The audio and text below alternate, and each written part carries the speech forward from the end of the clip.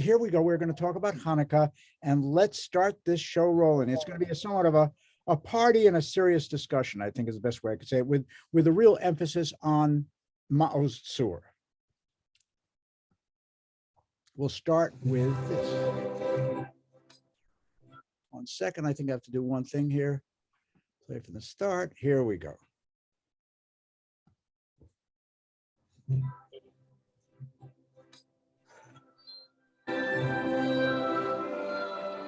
This is just a walk in Jerusalem at night at the time of Hanukkah.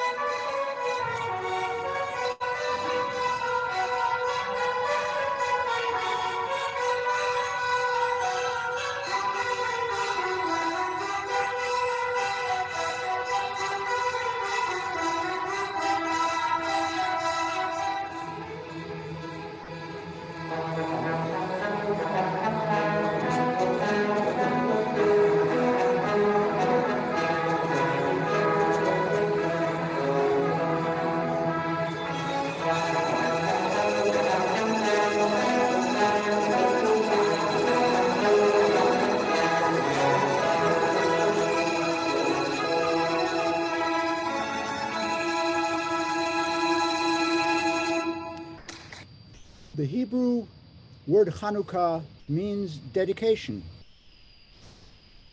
And that comes from Psalm 30, Mizmor Shir Yamabayit LeDavid. Mizmor Shir Chanukah Tabayit LeDavid.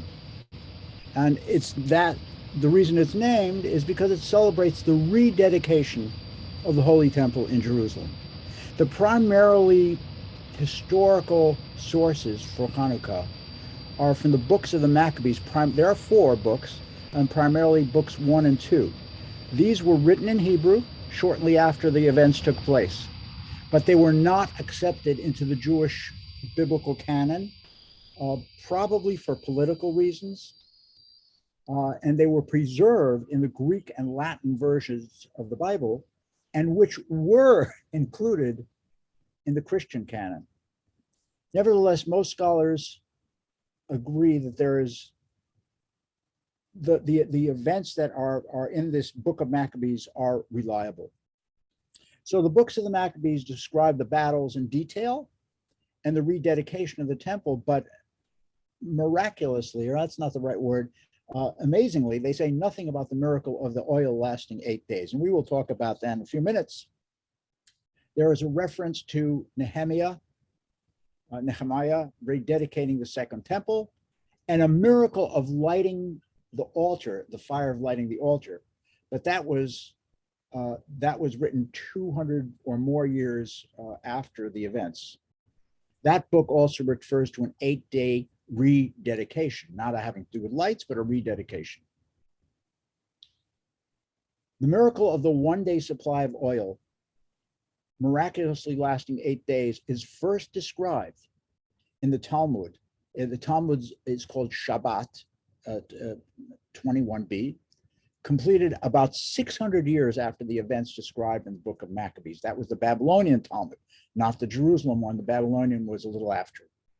It mentions the Hasmonean dynasty, but not Judah, very amazingly, not Judah. And there are, well, amazingly, but I think there are reasons for that. It talks about the miracle of the one light lasting for 8 days and goes into detail about how and where to light the lights for 8 days in order to publicize the great miracle. So after the Roman defeats, the rabbis had seen the disasters of what would be called militarism So they were very reticent about mentioning Yehuda HaMaccabee, Judah the Hammer, the Maccabee, nor glorify his successes. The rabbis wanted to stress Hanukkah as a kind of a spiritual, well, not a really spiritual success. And using a message in Zechariah chapter 4, verses 6, neither by strength, not by might, but through the Spirit of God, our victories won. So it kind of has a little tension with the battles that Judah the Hammer, Judah Maccabee had. And by the way, that Zechariah is the portion that we will be reading 2 weeks from now on Shabbat Chanukah. It's a wonderful message, and it's the message that really matters, even though the facts may have been a little more violent. As the story of oil lasting for 8 days, the miracle of the cruse of oil, that flask of oil, is an agadah in the Talmud. An agadah is basically a story, a folk story that the rabbis feel that they can use to stress a ethical point or a point they want to stress. So that agadah, the story about the miracle of the cruse of oil, is one of the reasons for Hanukkah. In the story, in the Talmud, the miracle occurs after the liberation of the temple in Jerusalem during the Maccabean revolt, which is how we, understand it. And it describes the finding a jug of oil, pure, not desecrated by the Greeks, that was enough for 1 day, but lasted for 8 days. I have some personal thoughts about this eternal light. I would say, obviously in the creation, the Tanakh talks about the lights that were created in the first days. But the thing that is most dramatic to me, probably the burning bush. And the burning bush, to me, carries with it the mantle of light inextinguishable. There was no way of putting that light out. And in some ways, we can say that the idea of the Ner Tamid, the eternal light in the Holy Temple, is possibly a symbol, a reminder of the fire, the holy fire of the burning bush. And in mythology, and I'm not even talking about Jewish, Jewish mythology, world mythology, fire is the giver of life and the taker away of life. So even when, you look at California, for example, where the fires burn down the trees, but that allows for more trees to grow because those other trees are burnt down. It's an incredible circular process that is happening. So fire, to me, I think is kind of a powerful mercurial symbol, very hard to control, at the same time enigmatic and stunning. And that might be the reason why it might carry with it kind of a powerful essence of the holy, of spirit, because we can't define it. It's mercurial, as I said.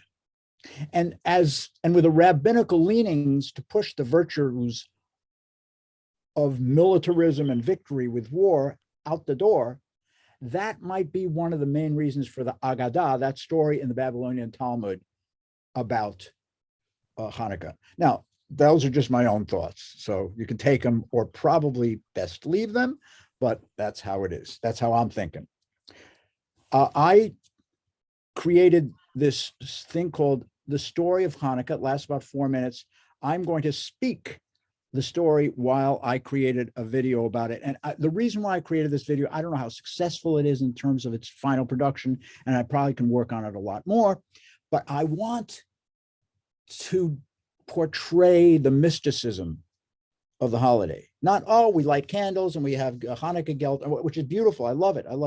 But I am part of me likes dark, likes the unknown. And I find that as with fire, if you insert the unknown into some of these stories, it just adds that a kind of another layer on it. So we'll do the best we can. This is a little vignette called The Story of Hanukkah. Now, as I did that, I lost my, here we go. I hope you hear me with the music going on.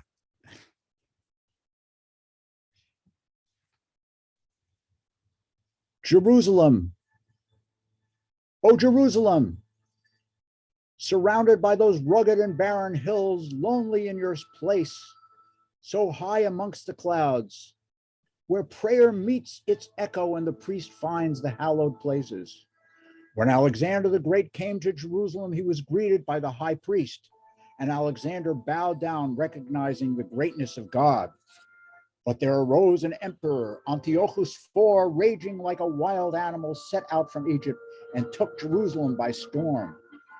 In the northern hills of Judea, Samaria, in a tiny enclave called Modi'in, there was a man, a priest, and his 5 sons and their families who recognized the importance of this land.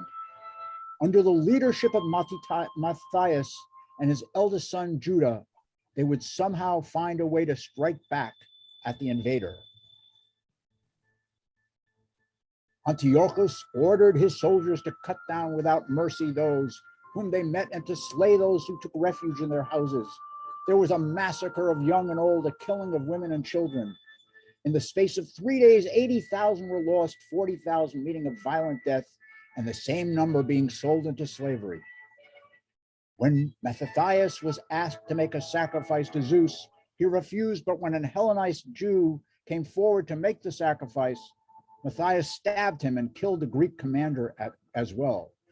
How can we sing the songs of the Lord while in our land, yet persecuted by tyrants? If we forget you, Jerusalem, may our right hand forget its skill. May our tongue cling to the roof of our mouth. Judah, O Judah, help your father and vanquish the enemy. We lift our eyes unto the hills. From where shall our help come? Our help comes from God who made heaven and earth. Alas, the city was full of people, sits alone. Bitterly she weeps in the night, and her tears are on her cheeks. Cast away under affliction and under harsh servitude, Judah has gone into exile. Desolation marks her gates. Enemies prosper and have mastery over her.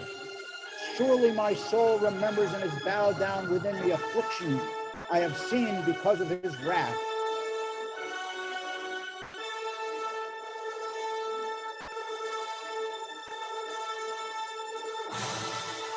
Declare in Judah and proclaim in Jerusalem, and Judah Maccabee says, blow the trumpet in the land, cry aloud and say, assemble yourselves and let us go into Jerusalem.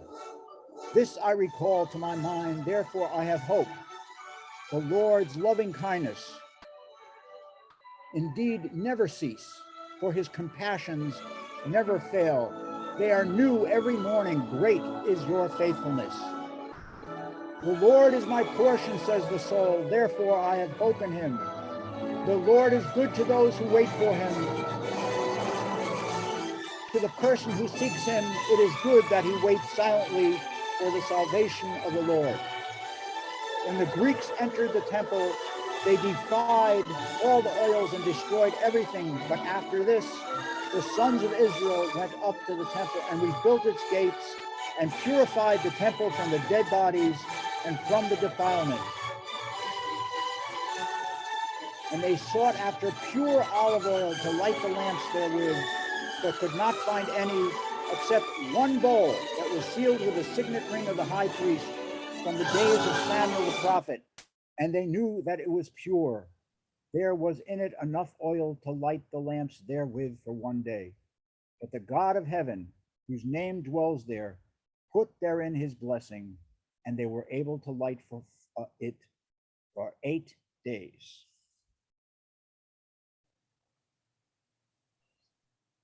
I mentioned that most of the information about that period was from the books of the Maccabees. But a major new inscription that about 11 years ago, I think it was 2008, so we're 12, 13 years ago, that recently surfaced on the antiquities market and has been acquired by the Israel Museum in Jerusalem, which is a really fabulous museum, sheds kind of dramatic new light on the run-up to the Maccabean revolt in the 2nd century BCE. Until now, almost everything we know about the Maccabean revolt, which freed the temple from the desecration of Antiochus IV, which was the successful campaign to cleanse the temple, is still celebrated by all of us in the festival of Hanukkah. What is not in the books of the Maccabees comes from the writings of Josephus, this new inscription provides even more realistic account to some of the important history of that period. This stone stela on which the inscription is written is nearly 3 feet high. It's a large stone. The top of the stela features a point or gable on each end, as you can see. I don't know, yeah, I have this pointer, yeah. And then with a little higher point in the middle. Beneath the central point, there's a kind of engraved rosette, still covered actually with, you can see some red paint. The language is Greek. The bottom part of this stela has been broken off, so some of the words have been gone, but I thought it would be interesting to know this is a new, a very realistic description of what happened in those years. Okay, what I want to do now is talk about the Ma'oz Tzur. I know it's a picture of Bach, but we'll get there. You know, I have to throw some of that in. That's just my nature. Okay. Ma'oz Tzur is a Jewish liturgical poem written probably sometime in the 13th century. Now, what many of us probably don't know, that we only know the first stanza. Ma'oz Tzur Yeshuati Lechana, right? The first stanza. There are 6 stanzas, and we're going to 6 stanzas. We are going to discuss, in not detail, but as comfortably as we can, each of them, and see the power of this poem. So, of the very rich tradition of poetry in the Jewish year, that stands true for the holiday of Hanukkah too. There are many piyutim, poems, that were written for Hanukkah. A lot of them discarded because of the urge to make services shorter over the last years of the 20th century, last year, you know, throughout the 20th century, actually. You know, if you think of the high holiday machzorim, what you see now as, I don't know, 500 pages or whatever, was 1,500 pages when it really goes on. And the services went a little past 12 p.m., a little past that. But with having, you know, that's another horse of a different garage. The 2 main piyutim that we look to hear and recite on Hanukkah are Haneirot Hallalu. It talks about the laws of lighting the candles, and Ma'oz Tzur. They are sung after every night the lighting of the Hanukkah candles. The first, as I said, has rabbinic discussions in it of the commandment of the candle lighting, recalls the miraculous events, explains that the candle's light is for practical use and expresses gratitude. Excuse me, is not for practical use and expresses gratitude. Now, Ma'oz Tzur, by contrast, remains a very unsettled composition. Its meaning conceals allusions and symbolism. And one of the central themes of Ma'oz Tzur, now that we are in this little small surrounding, don't tell everybody what I'm saying, we'll keep it a secret amongst ourselves, is vengeance. That's one of the central themes of Ma'oz Tzur. It longs with a kind of an anguish for an end to exile and the dawning of a new and better age, one by which the author hints in the 13th century has already begun to unfold.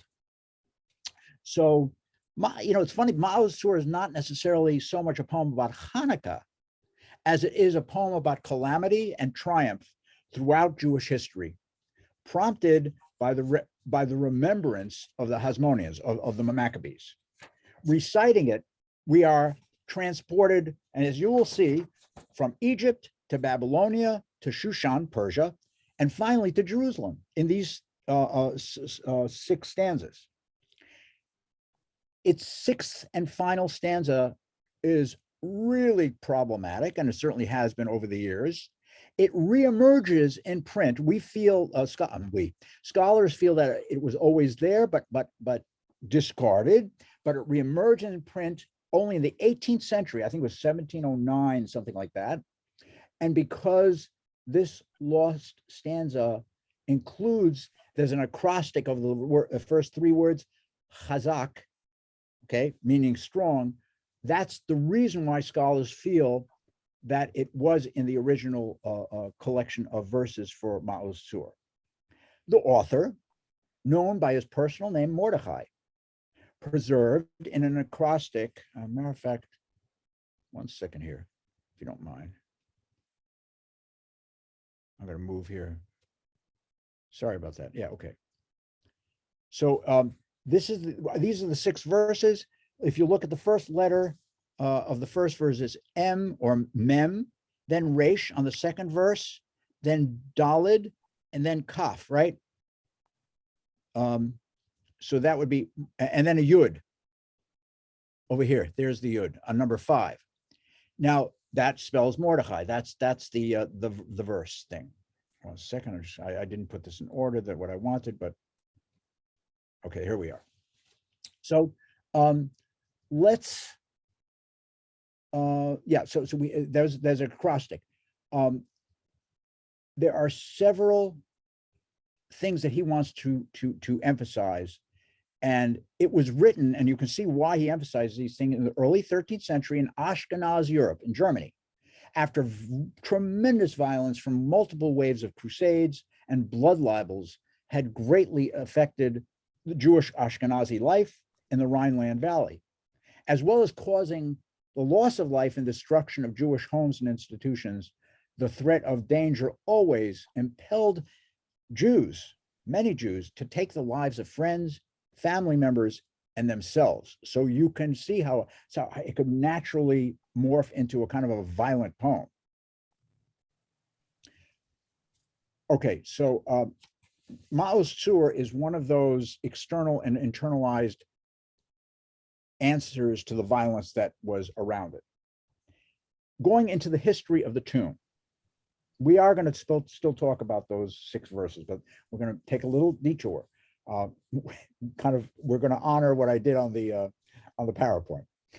The fabulous, wonderful tune now associated with Ma'oz Tzur serves as a kind of a representative theme in musical reference to the feast. So notice when you hear Ma'oz Tzur Yeshuati, it's the same kind of feeling that we have when we listen in shul or at home to this. Adirhu Yivne Veto Vekaro. That's obviously for Passover, right? Right? Do like this. You know what I'm talking about, right? Good. Or Akdamut, the melody. And we don't know the melody for I know it, but most people don't, because we don't do it in the way that preserves the melody. But the little part of, we know,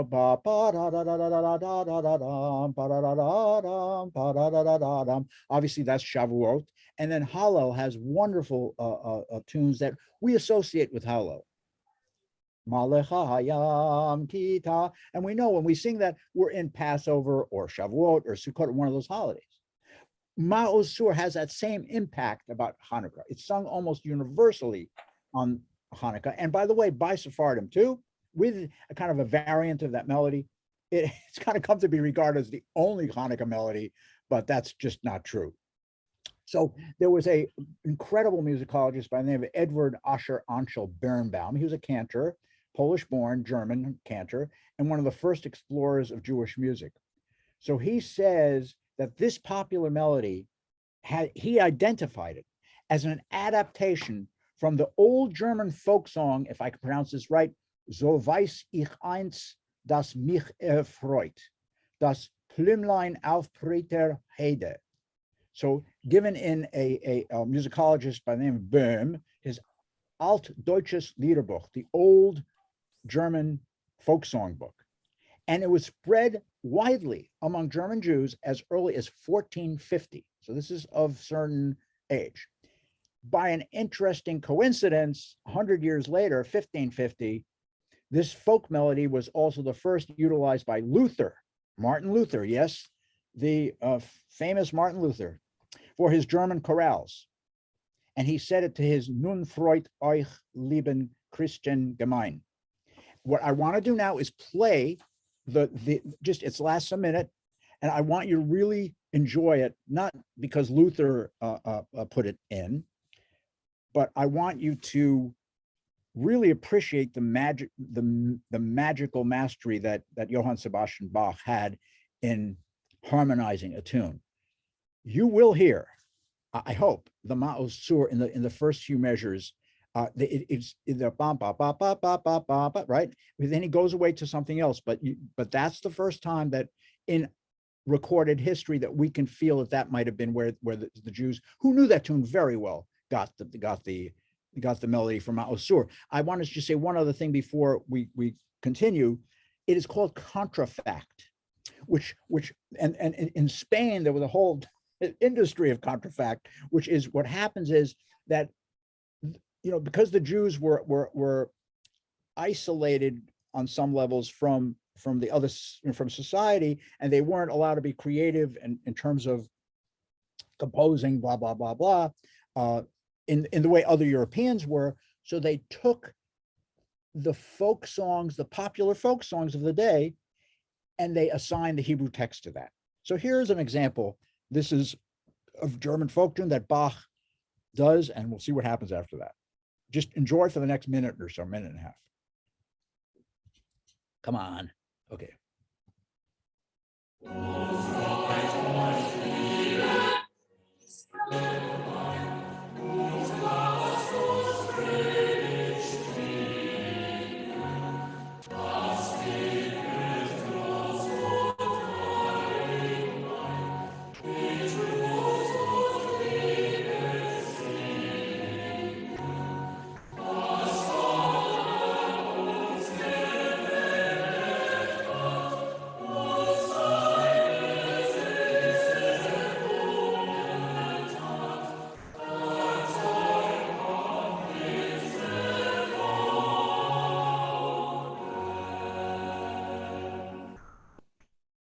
Okay, it's for me. It's dazzling. That's Bach's handwriting. It's not the chorale, but it's Bach's handwriting. By the way, he does a organ pasuk, a work on that specific piece. I'm not going to play it. We don't have time, but it's just a more than stunning piece of music. So we move on. Okay. 1 second. Oh, here we go. So the earliest transcription of the Jewish form of the tune is by a man, a musician, and if I may say, looking at his music, he wasn't really a good musician, but he was a musician. He made a living at it, and he was good at making a living at it. Let's put it that way. His name is Isaac Nathan. He sets it to the poem On Jordan's Banks in Byron's Hebrew Melodies. So Lord Byron has a whole book of Hebrew poems, and he was very, I would say, friendly with his Jewish neighbors. Lord Byron is for those of you who have not read about him even, he was a real colorful figure and one of the great poets in English literature. So Byron, born in 1791, dies in 1864. I want to show you, this is do you see my pointer? Does everybody see the pointer? So there's the cover painting, the cover of the Hebrew Melodies, and says by Isaac Nathan for blah, blah, blah of Lord Byron. And it goes like this. This is the melody you will recognize, but it's very awkwardly harmonized. And, you know, I'm not going to go to harmonize, but on Jordan's banks, the Arabs camels stray on Zion's hill, the false ones votaries pray. I mean, the prosody is awful. It's just really bad. You got the idea. And there goes bum, bum, bum, bum, bum, bum. Okay. Now, 1 second. Well, I just want to make this easy for me to read. There we go. I want to. 1 second. Oh, might as well. The banner laid over bows on since he's steep, yet there, even there, oh, Oh God, thy thunder sleep, and etc. goes on and saying. So it's basically the melody that we know. A couple of notes that are different, but the harmonies are I would say amateur.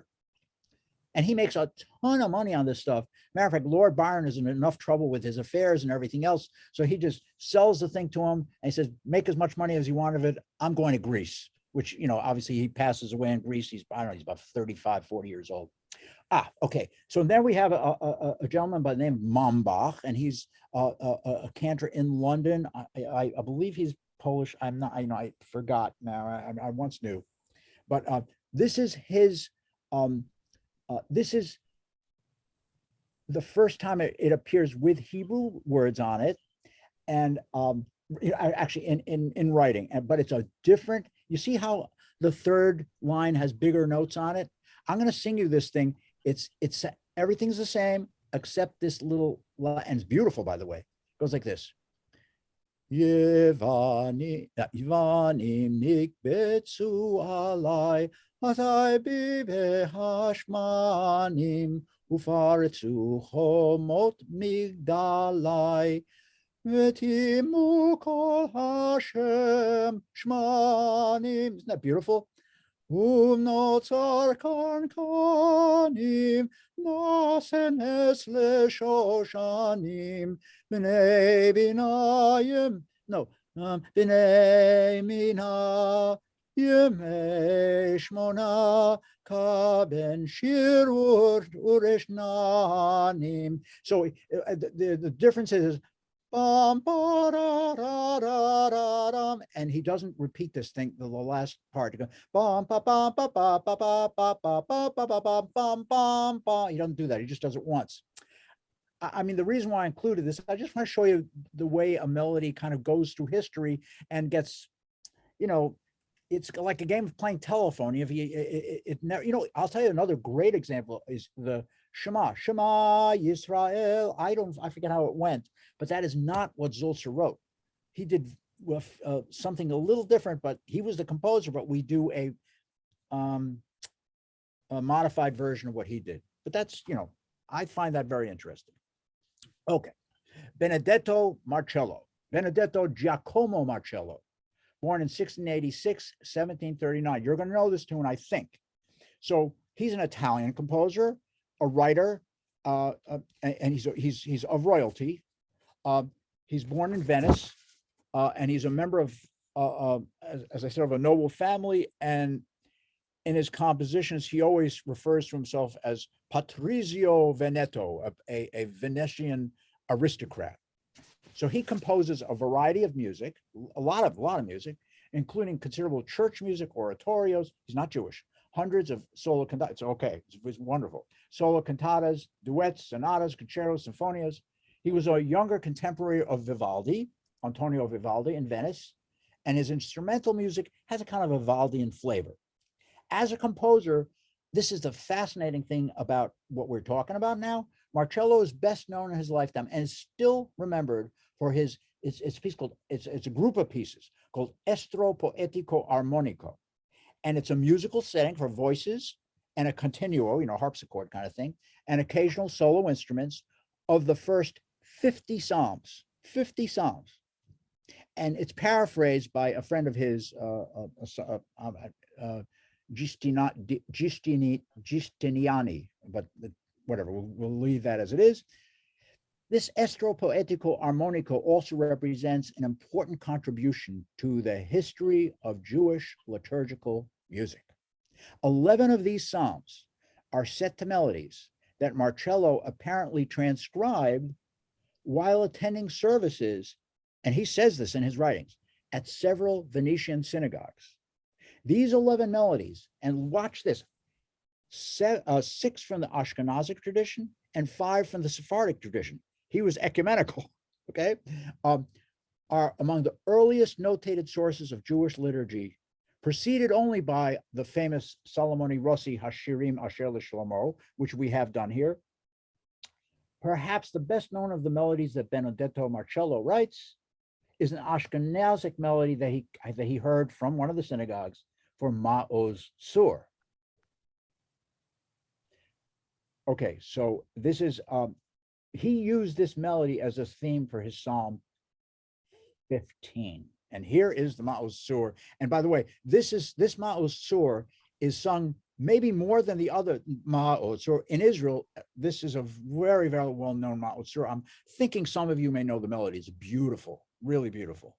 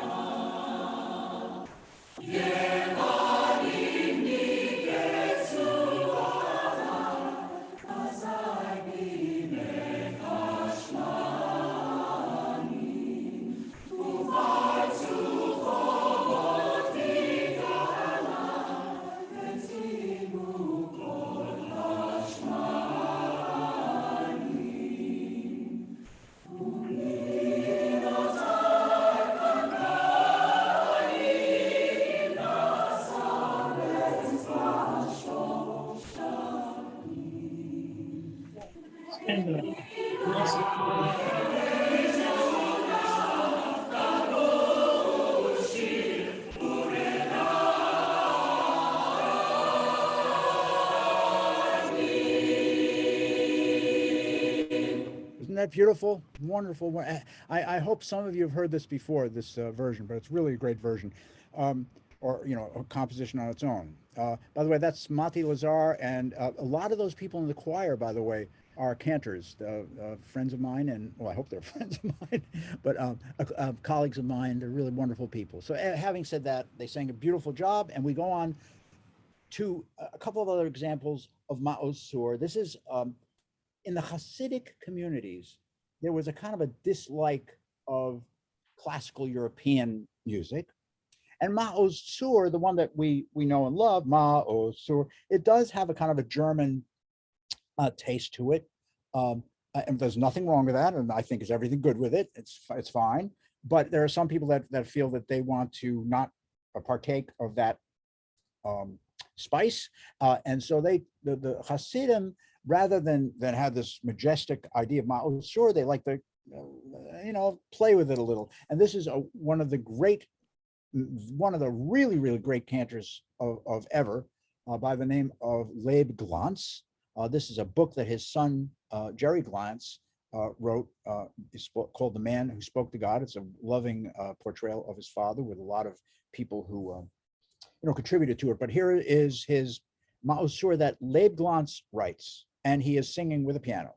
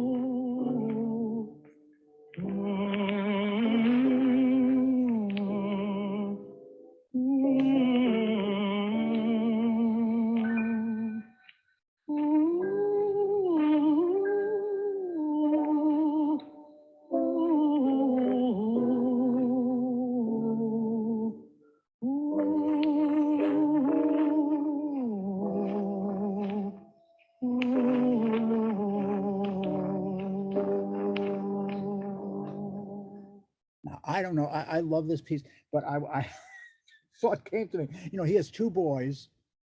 Maybe he used maybe let's light the candles and go to sleep already. So it seems like he used that as a kind of a lullaby, a kind of a bedtime lullaby. Who knows? That's just a thought on my part. But moving on, I wanted to give one. I'm sorry for doing the whole thing, but I wanted to hear. This is another very, very great cantor, Pierre Pinchik. His Ma'ozur definitely has a more of a Hasidic temperament to it. There's no way we'll listen to the whole thing, but we'll listen to a few phrases. Okay, one of the great cantors. He and obviously Leib Glantz, but here it is, Ma'ozur, Pierre Pinchik.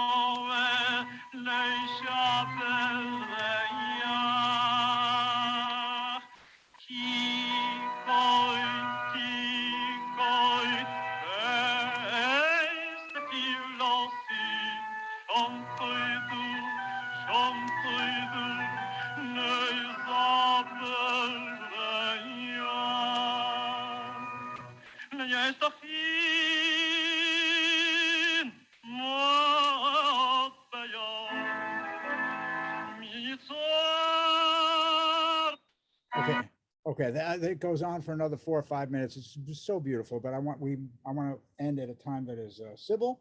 So we're going to move on. This is a Sephardi rendition of the Ashkenaz version. As I said earlier before, that same tune kind of finds itself or almost forces its way, Ma'ozur, into the Sephardic liturgy.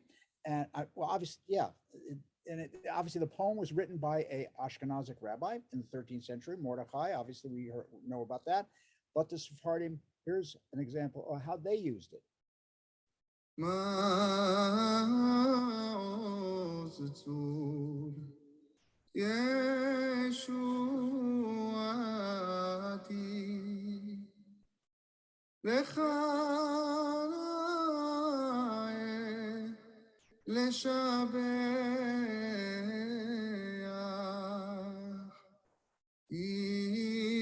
ייכון בתפילתי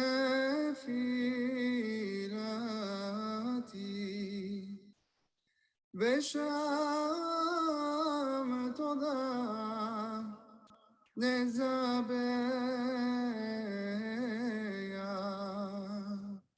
Oh, man, do I want to hear more of that. It's so beautiful, so beautiful.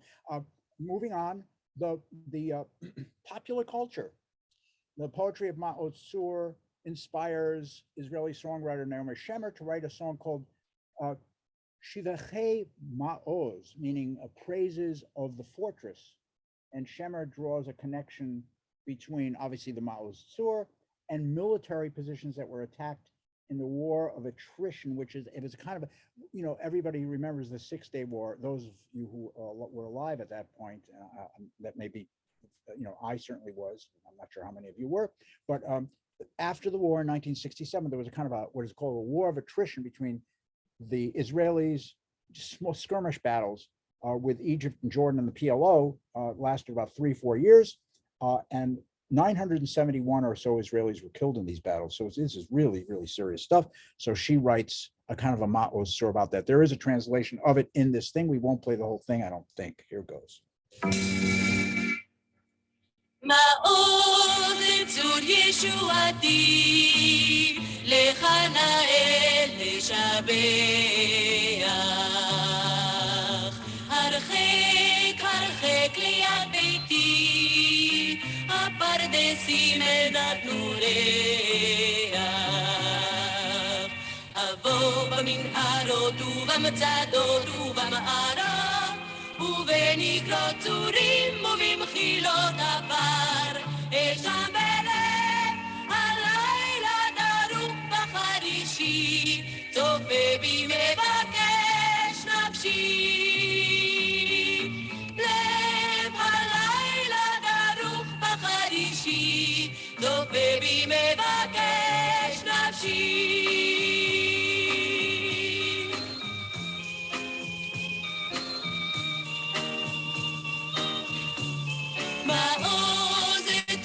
ישועתי, מבצע ריגש וקישע.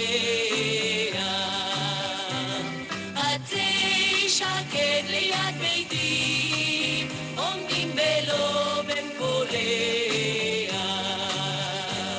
אבוא במנהרות ובמצדות ובמערה, ובנבלות צורים ובמחילות עפר, אש המלך הלילה דרוך בחרישי, מביט בי מבקש נפשי.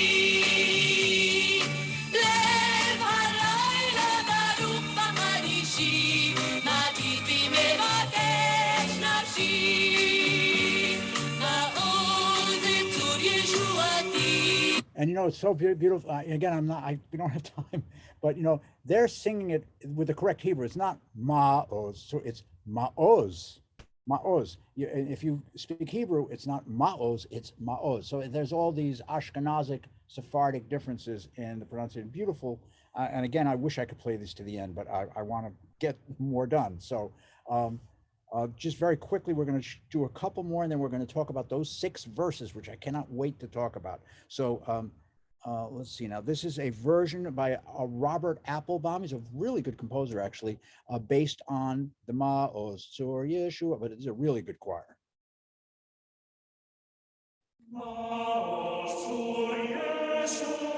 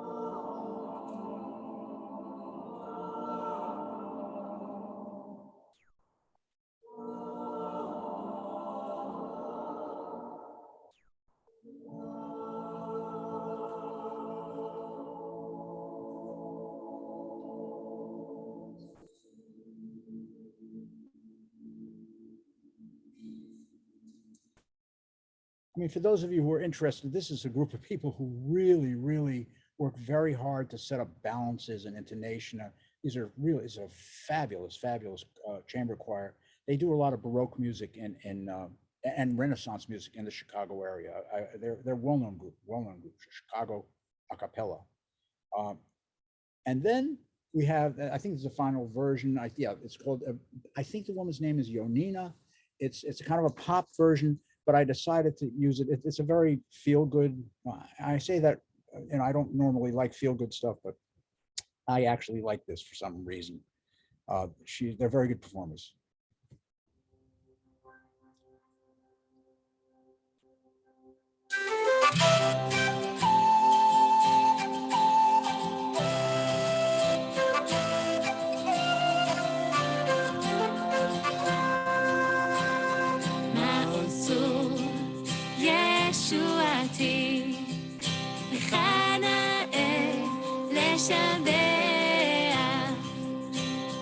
תיקון בית תפילתי, בשם תודה נזבח, לעת תכין מטבח, מצרה ננבח, אז אגמור בשיר מזמור, חנוכת המזבח, אז אגמור בשיר מזמור, חנוכת המזבח.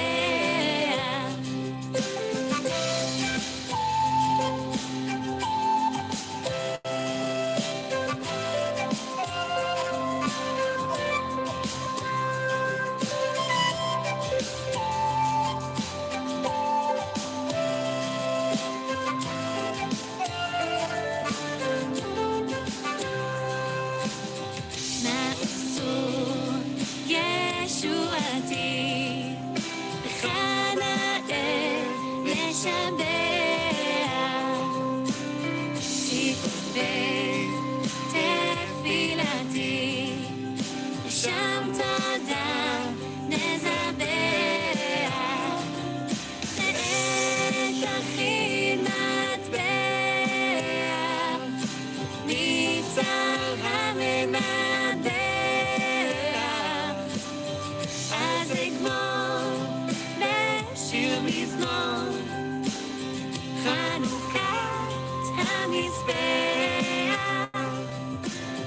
אז אגמור בשיר מזמור, חנוכת המזבח.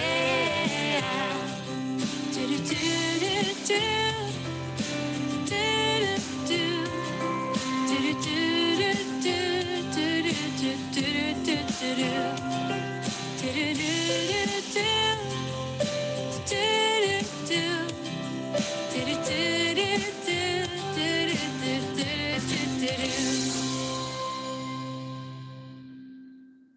Kind of cute. I liked it.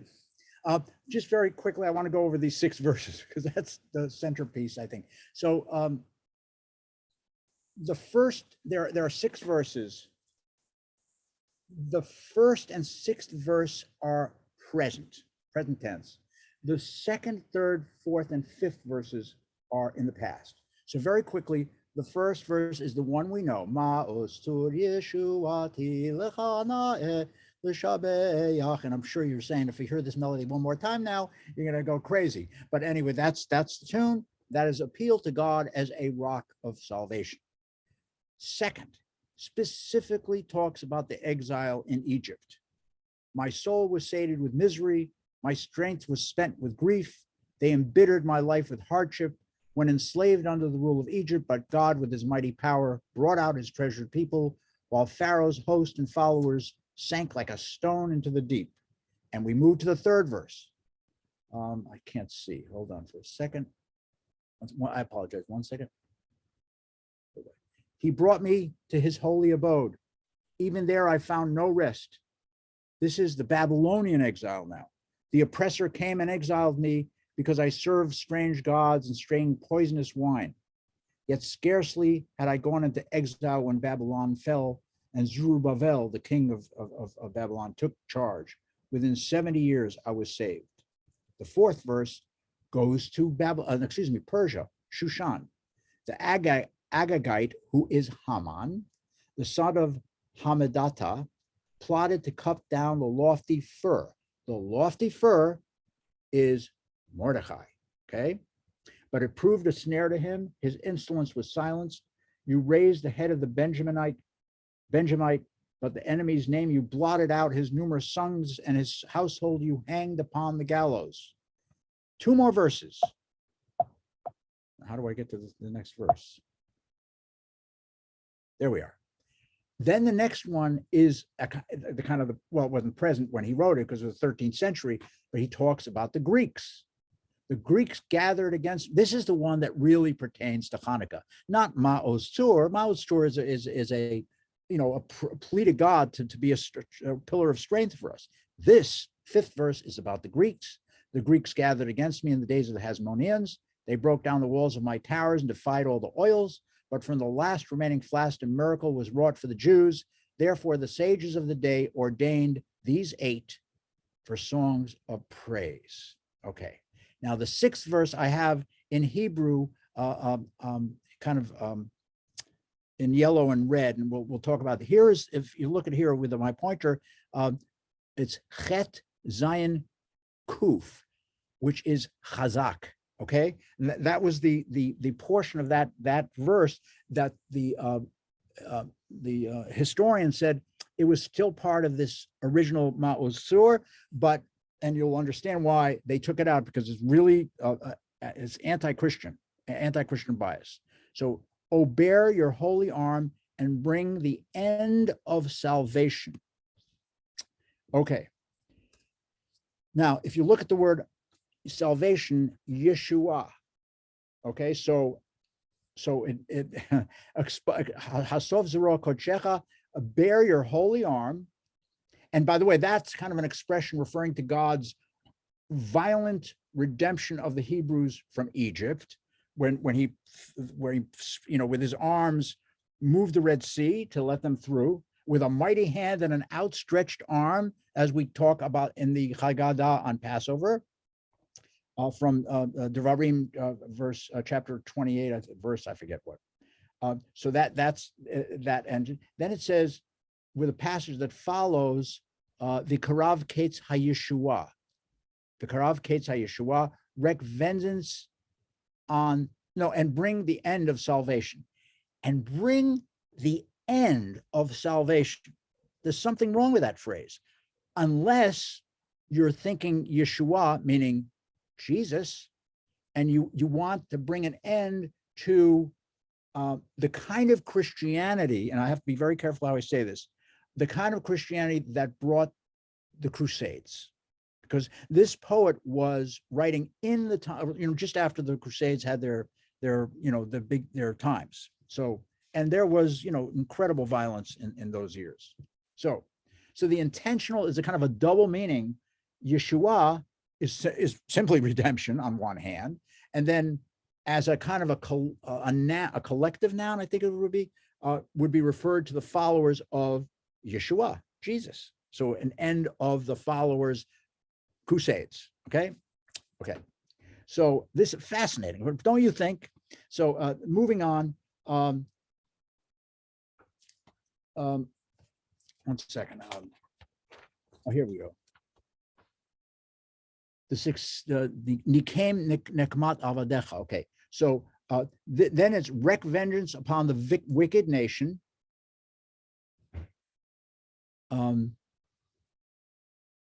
Maharasha. I can't. Oh, here it is.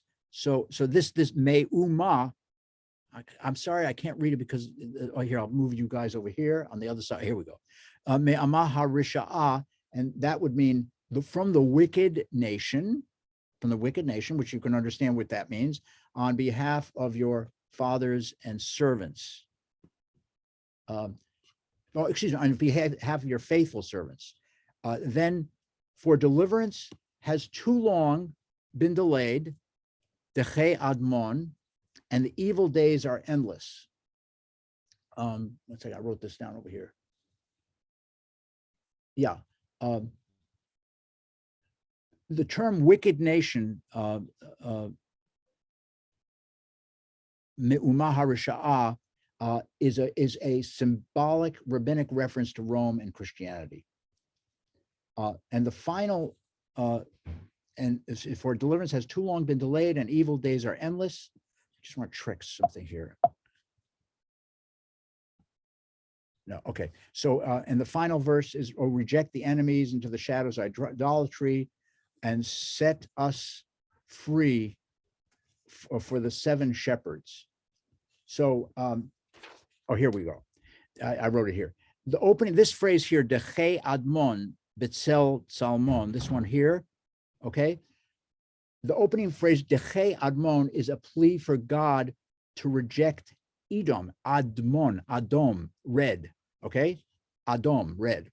So reject Edom, who's, from where Esau comes from, and the next phrase, Betzel Salmon, meaning Tsel, can either mean an image, not biz, in the image of, Tsel means image or idol, but in medieval and early rabbinic Hebrew, it acquires probably a more specific meaning, which is tselem, which is cross, like the German cross.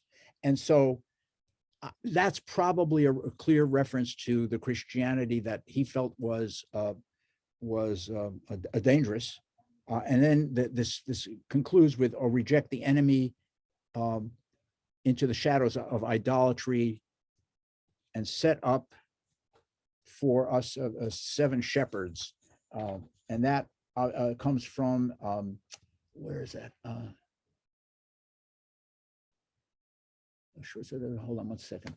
Oh, for a reference to Micah, the prophet, where promises that when the king of Syria invades Israel, this is in Micah, God will raise 7 shepherds to save the people. So there's a lot of biblical references and that kind of stuff. I'm sorry, what is I have to figure this out. I see you guys, but I have to move you around just to look at the words on my screen. So that's what's going on. Okay, so that's an incredible set of. It's a much more involved poem than we have given it thought of before. I'm going to not end yet. If you have a few more minutes, maybe 10 more, we are going to now go into children's songs, because Hanukkah is a fun time and I want to do some children's songs. So this first one is called Haneirot Dolkim. And the music is by Chaim Karshovsky, the same man who lived with his mother his whole life. He lived in the Galil, and he wrote children's songs, and he taught in his children's school. He didn't have a very good ending to his life. He ended it on purpose, but he wrote this piece called Agadah, not the poetry, but the music. Sfat Yam Kineret. He's one of my favorite early Israeli composers. Wonderful music. And so he writes this for children, for Hanukkah.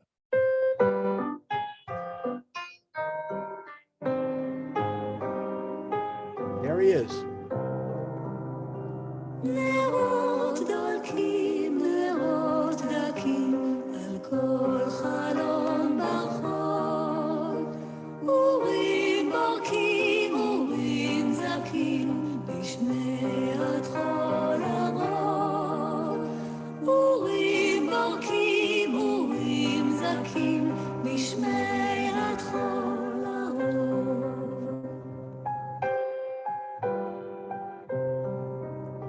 כי בא זה חג החנוכה, חגנו חג האור. אמצר אויב גורש הוכה, ולנו בהדרור. אמצר אויב גורש הוכה, ולנו בהדרור. And we move on. We're going to hear snippets of these things. Here's another beautiful little song. It's called Ner Li, the poem by Lev Kipnis. By the way, the same poet who wrote, I believe, Haneirot Dolkim. I'm pretty sure he did also that one. But he writes this beautiful poem, Daniel Sambursky, the music. Very, very a traditional Hanukkah tune, mostly sung by kids, Israeli.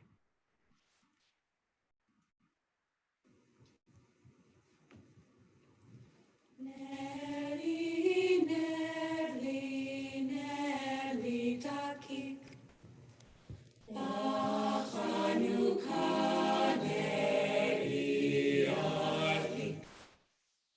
בחנוכה נרי ידליק. בחנוכה שירים אשיר.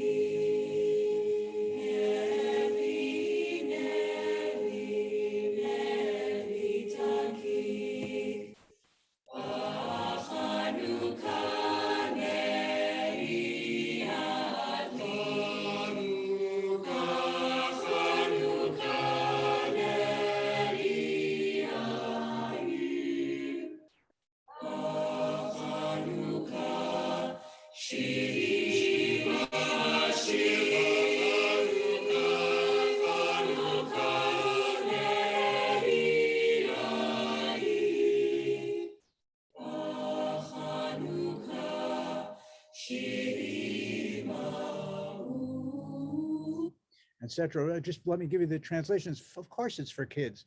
Oh, I have a candle so thin. On Hanukkah, my candle I'll light. On Hanukkah, my candle will grow bright, glow bright. Oh my God. On Hanukkah, my song I shall sing. So it's this beautiful, beautiful piece for kids. Here's another one, Kad Katan, a little jug, a little jug for 8 days, its oil did burn. All the nation wondered how it stayed so full and lasted through. By the grace of little children, both girls and boys alike, out from the dark, a light will shine and redemption will arrive.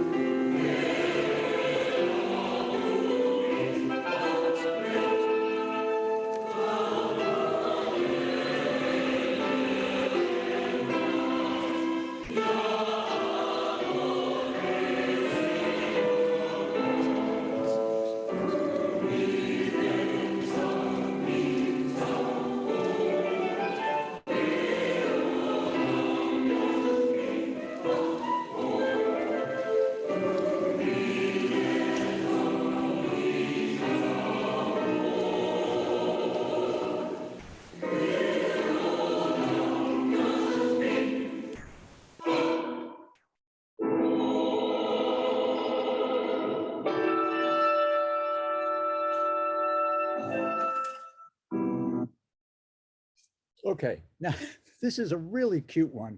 This is Mia Malel, who can retell the miracles, and this is really this is a public school in New York. I love these kids. They do such a great job, and it's a great arrangement. Obviously, the guy playing the piano is a marvelous director. Obviously, he has them all really singing. So let's listen to this very, very short Mia Malel. We're almost done. We're almost done. Mia Malel.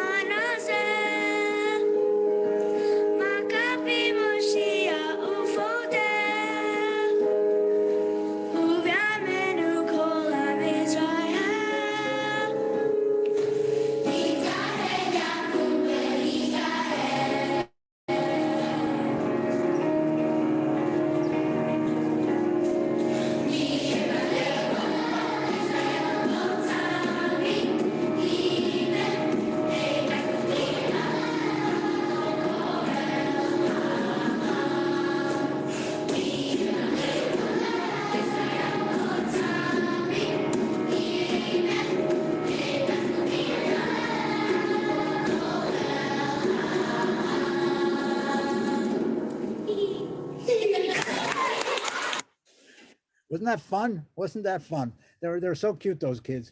It would be remiss if I didn't mention this wonderful gentleman. He's not a colleague of mine. I wish he was, but it's one of the great composers. Beethoven called him his favorite composer. At times, obviously George Frederick Handel writes an oratorio called Judas Maccabeus, composed in 1746. It's based on the Maccabees, the Book of Maccabees, with motifs edited by Josephus, the Jewish historian. The events in the oratorio are from the period 170 to 160. That is the Hasmonean battles, and basically it's a fairly long work, and it depicts the changing moods of the Jewish people as their fortunes vary from dejection to jubilation. Very quick. This is beautiful. By the way, this piece was sung by the British Army when they were in battle with the forces of the United States. The piece is called "See the Conquering Hero Comes," and it raised their spirits. I don't know what the course of history means, but anyway, that's just a little fact. But this is a beautiful choral piece. Beautiful. As a matter of fact, Beethoven takes this theme and makes this amazing set for cello and piano.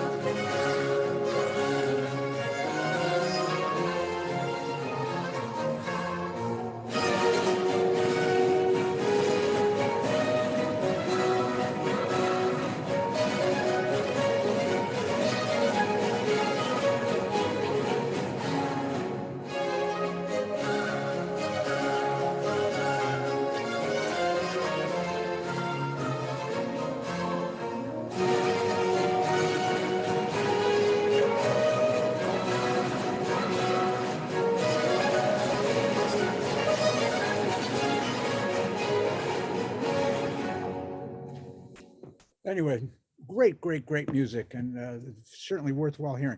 I'm going to end right after this short little party piece by the Pentatonics Daft Punk. It's a it's a Hanukkah medley, and I would say that it's not my cup of tea, but I enjoyed the fact that they were having fun and they were being creative, and that's also that's a really beautiful thing, I think. And so we will end with that. It's certainly party music, and it sounds like thank you everybody for attending. This is the last little Hanukkah medley by the whatever Pentatonics.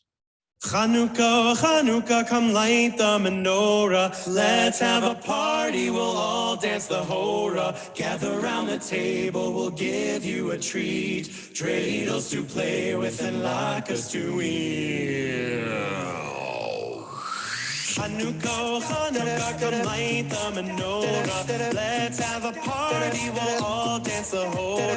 Gather round the table, we'll give you a treat. Dreidels to play with and latkes to eat. And while we are playing, the candles are burning low. So low. One for each night they shed a sweet light to remind us of days long ago. One for each night they shed a sweet light to remind us of days long ago. Sevivon, so, Chanukah, Uchagdo, Chanukah, Uchagdo, Sevivon, so, Chag Simcha, Halla'am, Neskado, Hayrasham, Neskado, Hayrasham, Chag Simcha, Halla'am, Chag Simcha, Halla'am, Neskado, Hayrasham, Neskado, Hayrasham, Chag Simcha, Halla'am, Al HaNisim, V'al HaPurkan, V'al HaGvurot, V'al HaTshuot, V'al HaMilchamot she'asit al avotenu bayamim ha'em b'zman hazeh. Al HaNisim, V'al HaPurkan, V'al HaGvurot, V'al HaTshuot, V'al HaMilchamot she'asit al avotenu bayamim ha'em b'zman hazeh. Well, I guess that does it. Thank you all so much for listening.